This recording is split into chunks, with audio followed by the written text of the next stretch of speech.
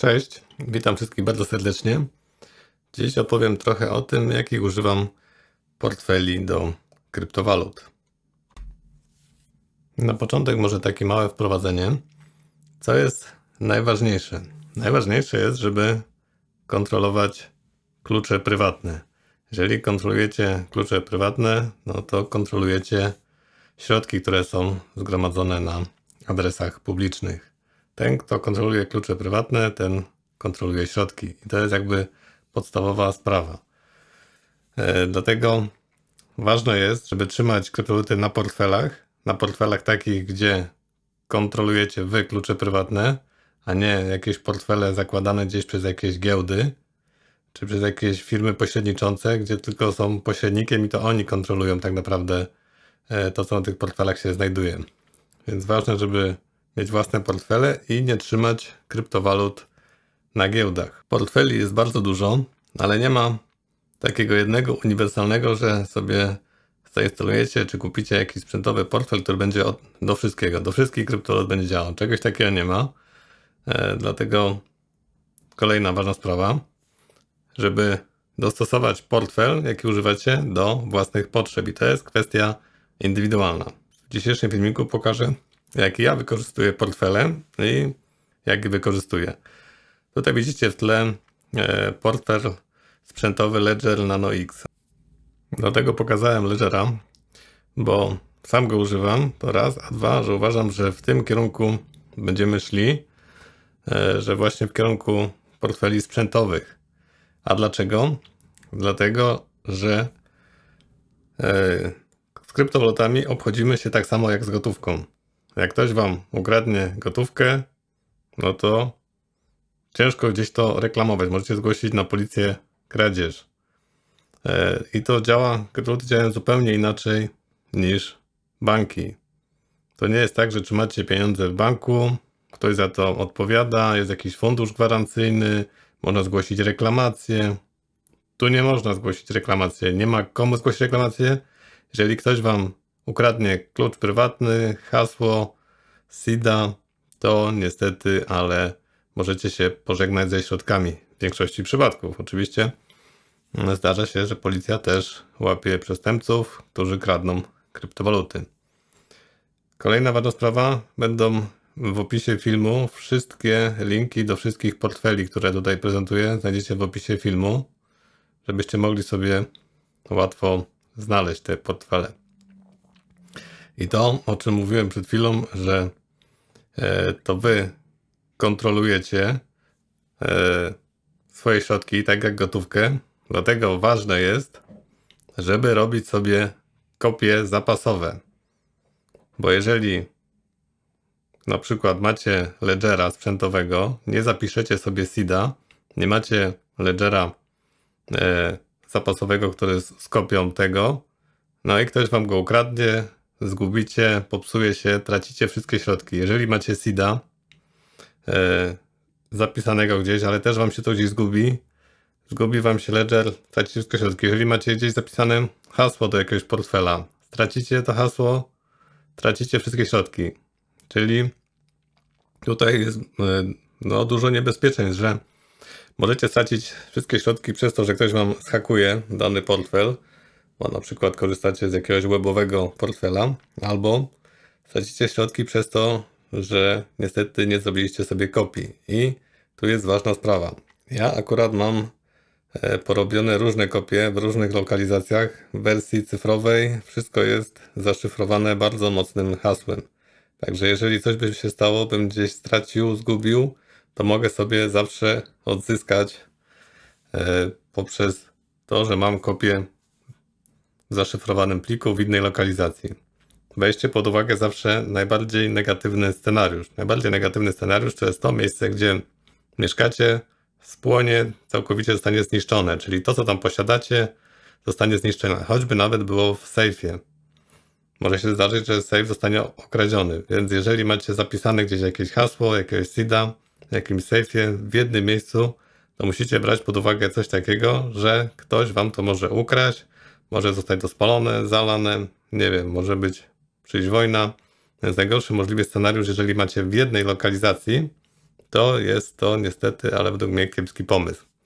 Teraz, jeżeli macie w dwóch różnych lokalizacjach, ale nie zabezpieczone, to znowu narażacie się na to, że ktoś wam to ukradnie, jak nie macie gdzieś w miejscu, które dobrze znacie.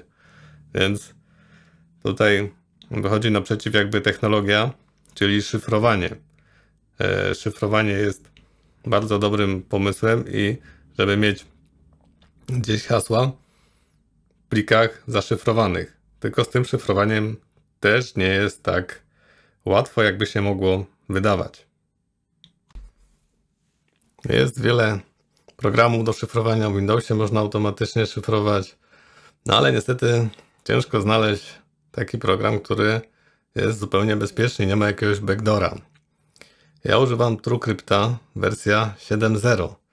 Niestety tego TrueCrypta już nie ściągniecie teraz nigdzie, a te nowsze wersje już mogą niestety być niebezpieczne.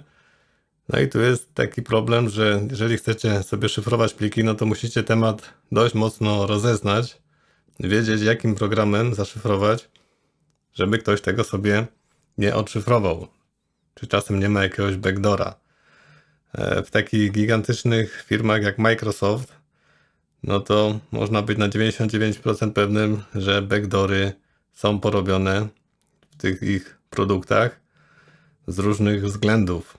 Dlatego szyfrowanie fajne jest, tylko też trzeba wiedzieć, jak go używać.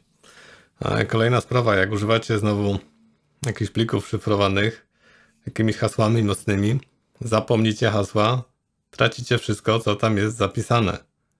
Jeżeli macie mocne hasło, którego nie da się złamać, no to niestety. Czyli to jest jakby kryptowaluty. Podsumowując to, co powiedziałem. Jeżeli chcecie chronić swoje kryptowaluty, to musicie zadbać sami o bezpieczeństwo. Dbanie samemu o bezpieczeństwo nie jest takie proste, jak używacie pośredników. Większość ludzi nie ogarnia technologii. Dlatego te portfele, które dzisiaj pokażę, dla niektórych mogą być jedne lepsze takie, drugie inne, gdzie jest coś prościej zrobić, gdzie indziej trudniej, gdzie indziej wymaga to więcej od nas samych, żeby się zabezpieczyć. Ale trzeba też uważać na to, żeby się nie zabezpieczyć tak mocno, bo też można przegiąć drugą stronę, że zabezpieczymy się sami przed sobą i nagle się okaże, że gdzieś zgubimy hasło, gubimy kopię i tracimy dostęp do naszych środków. Jest jeszcze opcja dzielenia hasła na wiele części w różnych lokalizacjach, żeby to można było zrobić.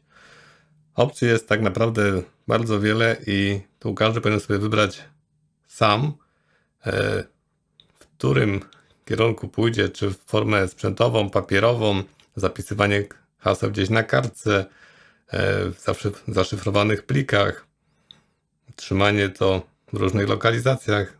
Tak naprawdę zanim zaczniecie się bawić kryptowalutami, to powinniście sobie przemyśleć te podstawowe kwestie, bo to wy zarządzacie tym, a nie pośrednicy. Tu nie ma reklamacji, nie ma do kogo się zgłosić.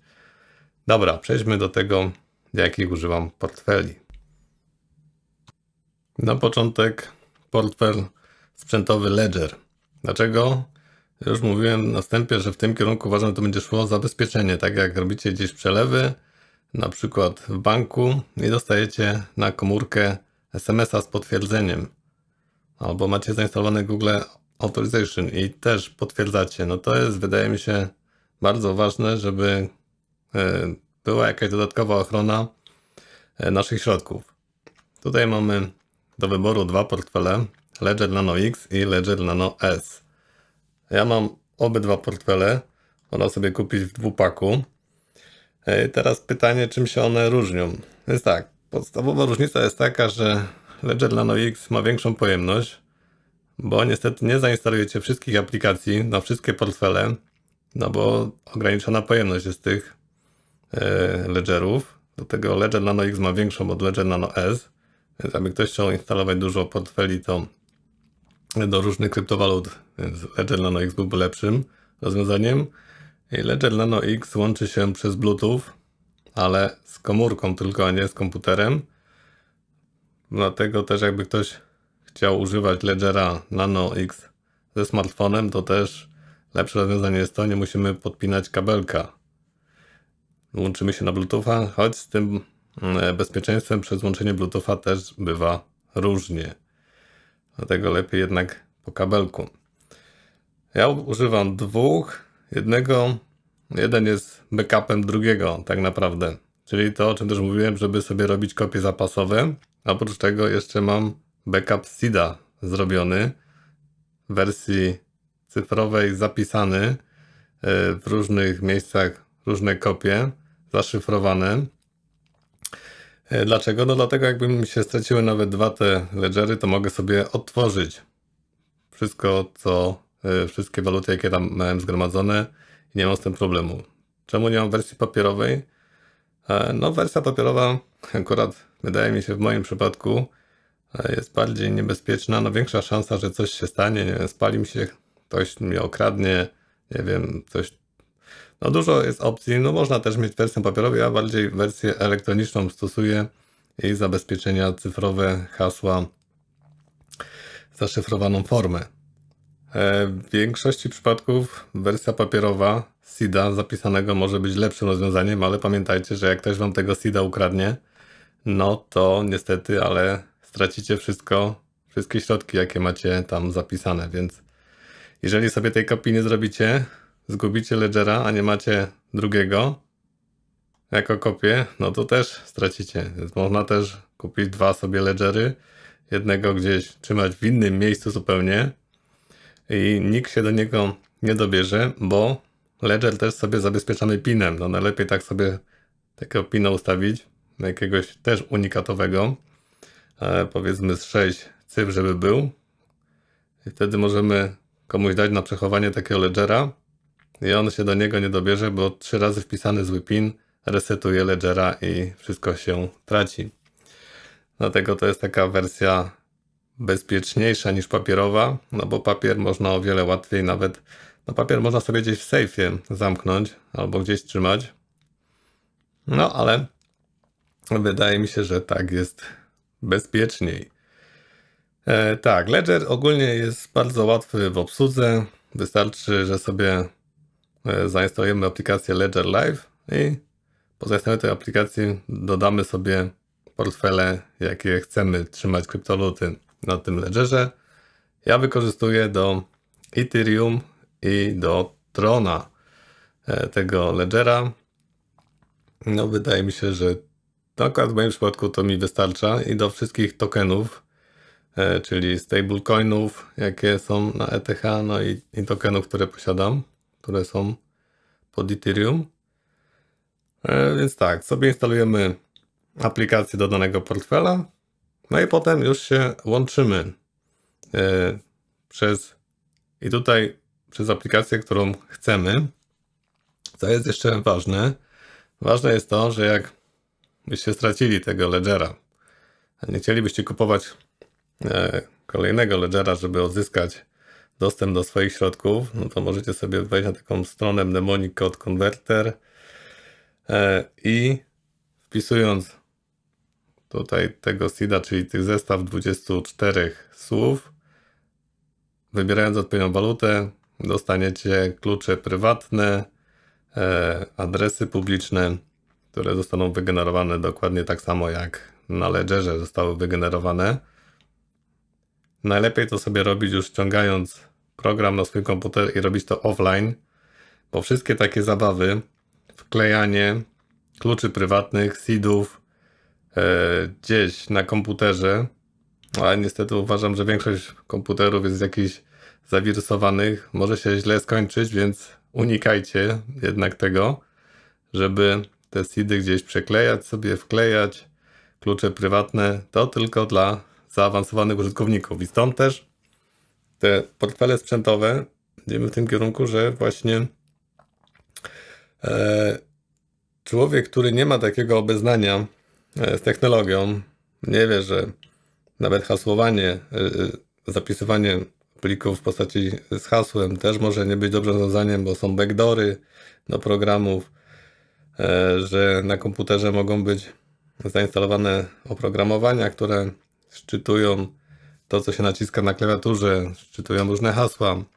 no może być problem, a kupując takiego ledgera i nie przenosząc tego seeda na wersję cyfrową, tylko zapisując sobie na kartce, albo kupując sobie dwa takie ledgery i na jednym mieć kopię tego drugiego, czyli na drugim sobie wpisujemy tego samego seeda, co został wygenerowany na pierwszym i trzymamy go w innej lokalizacji. Wydaje mi się, że to jest rozwiązanie dla osób, które są najmniej ogarnięte technologicznie, a nawet dla tych, które są ogarnięte, albo im się wydaje, że są ogarnięte technologicznie, bo przez cały czas tak się wszystko zmienia i hakerzy nie śpią i coraz bardziej widać to, jak gdzieś ludzie tracą swoje kryptowaluty przez to, że odpowiednio się nie zabezpieczyli. Więc właśnie idziemy w tym kierunku, uważam, portfeli sprzętowych, które no, odcinają nas od tej sfery internetowej, bo klucze są zamknięte w tym ledgerze i de facto tylko potwierdzacie przyciskiem na ledgerze daną transakcję. Nic więcej nie musicie robić. Musicie tylko pamiętać PIN do tego ledgera. I to jest kolejna sprawa, że jak zapomnicie ten PIN, tracicie wszystkie środki. 3 razy pisany PIN źle powoduje, że wszystkie środki są stracone. Są jeszcze inne portfele sprzętowe. Nie będę innych omawiał. Nie mam, nie testowałem, nie próbowałem, więc nie będę się wypowiadał, ale myślę, że to już kwestia indywidualna, kto sobie jaki portfel wybiera sprzętowy, bo może komuś pasować inny, ale działają na podobnej zasadzie i wszystko mniej więcej działa bardzo podobnie. Co jakiś czas możecie gdzieś usłyszeć, że dane portfele coś nie do końca są bezpieczne. No niestety też się tak może zdarzyć, że okaże się, że jednak jakaś dziura była, jakiś backdoor. Ryzyko jest we wszystkim. Nie ma 100% zabezpieczenia nigdzie. Nawet jak sobie kupicie ledgera, nie ma 100% pewności, że nikt wam tych środków nie ukradnie.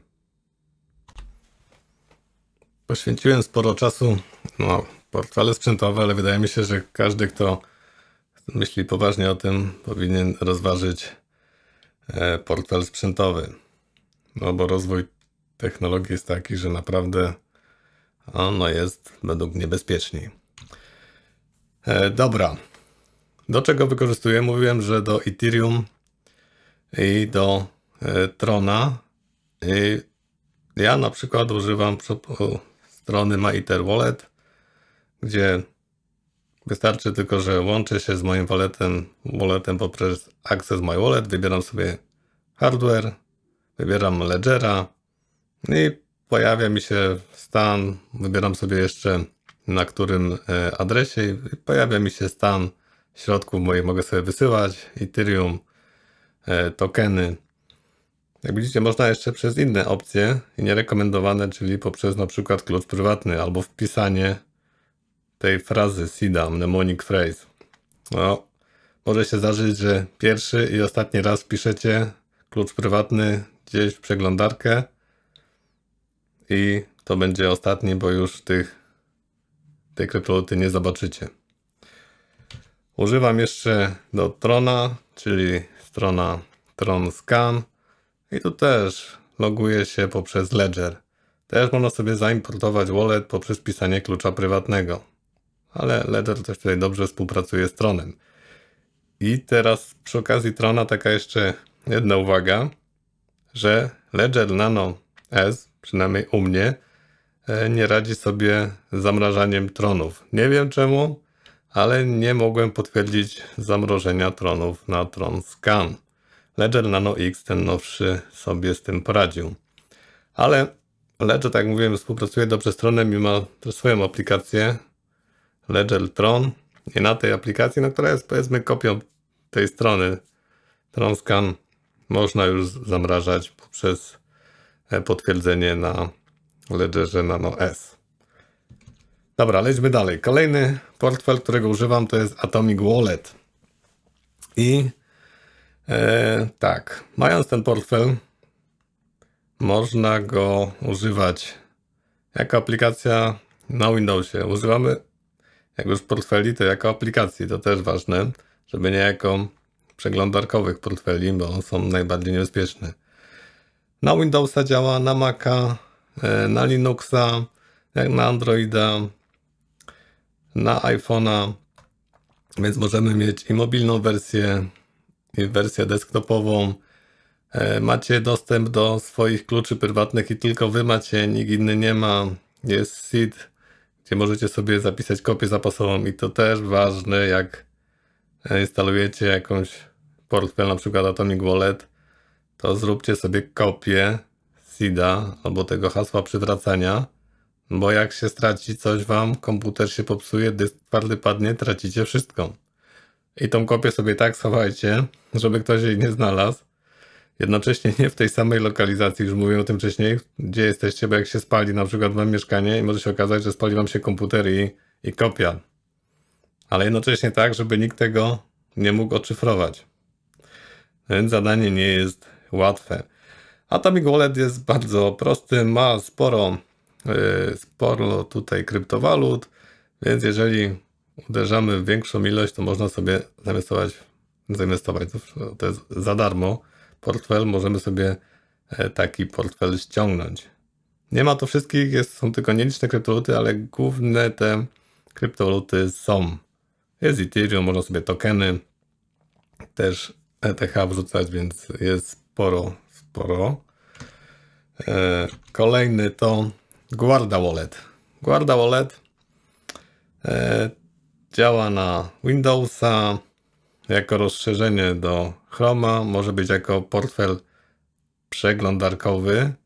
No i tutaj bym Web Wallet, no tego bym nie zalecał. Zalecałbym zainstalowanie sobie aplikacji na Androida, na iPhone'a, więc też możecie mieć mobilny portfel.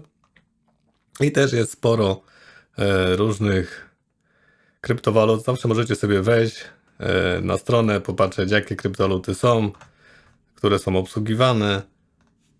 Też używam, też macie dostęp do swoich kluczy prywatnych. Też pamiętajcie o tym, że jak instalujecie, żeby sobie zrobić kopię zapasową tego portfela, jakby się skasował, jakby coś się stało z komputerem, kopię, którą macie dobrze zabezpieczoną i w innej lokalizacji niż jest komputer. I korzysta się też w miarę wygodnie, sporo, jak Atomic. Działa bardzo, bardzo dobrze. Electrum. To jest już spersonalizowany portfel pod Litecoina. Electrum. Najpierw był pod Bitcoina. Lekki portfel, kiedyś używałem Bitcoin Core pełnego portfela. Potem już był tak duży, że się już nie opłacało. Potem używałem Electrum. Potem powstał Electrum na Litecoina i to mamy spersonalizowany portfel stricte pod Litecoina. Czyli żadnych innych kryptowalut. Też działa. Możecie na Windowsa, na MacBooka, Linuxa stosować. Nie jest mobilny, z tego co widzę chyba nie był nigdy. Pytanie, czy kiedyś będzie. Ja korzystam od dłuższego czasu, jest ok. Był taki atak na te portfele, taka dziura była, no i to przez cały czas musicie mieć świadomość tego, że mogą być kolejne rzeczy, że wyskoczyło, żeby aktualizować sobie portfel i niestety link był do fałszywej strony i ludzie pościągali sobie fałszywe portfele, które no niestety wykradały im kryptowaluty. Do tego też uważajcie na to, na którą stronę wchodzicie i skąd ściągacie portfel. Kluczowe, skąd ściągacie portfel. Pod filmem, jak mówię, są linki do wszystkich tych stron, które tu pokazuję. To jest podstawa, bo dużo ludzi niestety ściąga portfele z jakichś zainfekowanych stron, z jakichś skompromitowanych, specjalnie zrobionych po to, żeby narażać innych ludzi. Kolejny portfel Electrum, czyli to co już mówiłem wcześniej, na Bitcoina nie używam. Używałem przez dłuższy okres czasu, też działał bardzo dobrze. No to jest praktycznie bliźniaczy do tego, co mamy na Litecoinie. No ale trzeba, jeżeli ktoś chce stricte do Bitcoina, też pamiętajcie o zabezpieczeniu, czyli zahasłowaniu sobie portfela. Nigdy nie zostawiajcie środków niezabezpieczonych. Jak macie taki portfel jak Electrum, to zawsze hasło, tak samo tych, które pokazywałem wcześniej, zawsze ustawiajcie sobie hasło, żeby było w miarę trudne, z 10-12 znaków, 14 najlepiej różnych, nie jakieś słownikowe, więc to też są ważne rzeczy, żeby sobie ustawiać PIN na przykład. Dobra, co jeszcze stało? I na koniec Toast. Toast na śniadanie. Nie, to tost jest na XRP. Też używam. No i działa na Androida, na iOS-a, na Windowsa, na Linuxa, na Maca. To jest portfel tylko do XRP. No, jest banalnie prosty w obsłudze. 4 funkcje na krzyż, więc tutaj nie ma za dużo żadnych różnych dziwnych rzeczy. Macie zabezpieczone pinem portfel. No i możecie sobie tutaj trzymać tylko XRP. Dobra, mam nadzieję, że przybliżyłem Wam portfele, z jakich korzystać można, z jakich ja korzystam. Portfeli jest o wiele więcej. To się może w przyszłości zmienić. Powstaną inne, część może upaść. Były już portfele, których już nie ma. Ważne jest, żeby kontrolować klucze prywatne, żeby nie korzystać z portfeli webowych, czyli jak korzystacie na przykład MyEtherWallet, to żeby korzystać z Ledgera albo z innego jakiegoś portfela sprzętowego do odpalenia tej strony, bo inaczej to jest bardzo duże ryzyko, że ktoś Wam te środki ukradnie. Jak już korzystacie, nie chcecie z portfeli sprzętowych, to takich, które są aplikacją, a nie portfele webowe. Nie trzymajcie swoich środków na giełdach. Pamiętajcie o tym, żeby robić kopię zapasową seedów, haseł. Jednocześnie w innych lokalizacjach trzymajcie to niż mieszkacie, niż przebywacie. Jednocześnie zabezpieczcie to, bo jak ktoś będzie miał do tego dostęp, to może Wam wykraść swoje środki. Więc podsumowując, zabawa kryptowalutami nie jest łatwa. Wszystko spoczywa na Waszych barkach. Jeżeli sami się nie zabezpieczycie, to nie zgłosicie nikomu reklamacji. Nie ma opcji, że ktoś Wam pomoże. Dlatego lepiej mieć portfel. Wydaje mi się, że dla większości najlepiej mieć portfel sprzętowy, bo jest najprostszy i nawet jak już nie ogarniacie hasła, zapisywania różnych haseł, robienia backupów, to jak kupicie sobie 2 portfele sprzętowe, trzymacie w 2 różnych lokalizacjach, to jest to najbardziej najprostsze dla przeciętnego użytkownika, który nie jest w stanie ogarnąć tego, żeby się sam zabezpieczyć przed tym, że coś się straci. Ale nawet taki użytkownik, jak sobie zapomni PIN-a, to straci wszystko, co ma zgromadzone na tym portfelu. Jak sobie ustawi PIN 4.0, no to może też nie być dobry pomysł, bo jak ktoś już strzela jakieś piny, to przeważnie zawsze wklepuje 4.0 albo 1, 2, 3, 4 albo jeszcze 4 dziewiątki czy 4 jedynki. No to są 3 opcje, ale nie ustawiajcie też prostych pinów, najlepiej 6 cyferek. Myślę, że to co dzisiaj tu powiedziałem, przyda się każdemu, nawet nie tylko początkującym, ale nawet tym, którzy siedzą już w kryptowalutach od wielu, wielu lat. Jak macie jakieś pytania, komentarze, to jak zwykle piszcie. Dzięki wszystkim za uwagę, do usłyszenia i do następnego razu.